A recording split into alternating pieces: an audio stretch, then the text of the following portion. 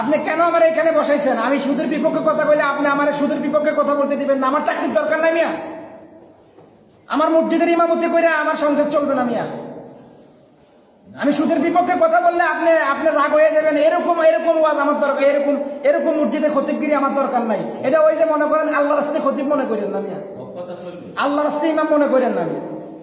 এক মসজিদ থেকে চাকরি গেলে 1000 মসজিদে ওয়েট করবে ইনশাআল্লাহ।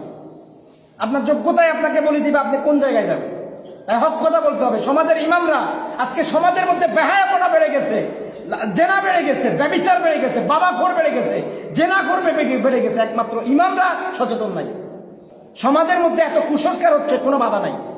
অথচ একটা ইমাম পারে একটা সমাজকে পরিবর্তন করার জন্য কোরআন হাদিস ভিত্তিক আলোচনা করে মানুষকে ঠিক করতে, ঠিক কিনা?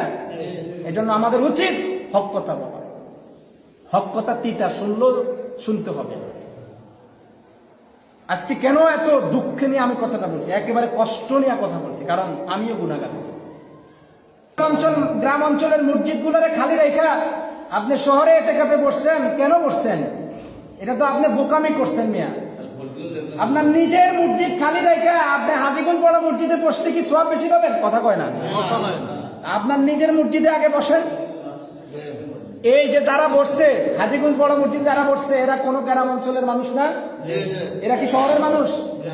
তাহলে নিজের গ্রাম খালি রাখা আপনি বড় মসজিদে বসলেন কেন? না না, আমার কথা শুনেন। এখানে আমাকে বসাইছেন, আমি যদি সুদের বিপক্ষে কথা বলি, কথা বলেন। আপনি কেন আমার এখানে বসাইছেন? আমি সুদের বিপক্ষে কথা বলে আপনি আমার সুদের বিপক্ষে কথা বলতে দিবেন না? আমার চাকরির দরকার নাই মিয়া। আমার মসজিদের ইমামতি করে আমার সংসার চলবে না মিয়া।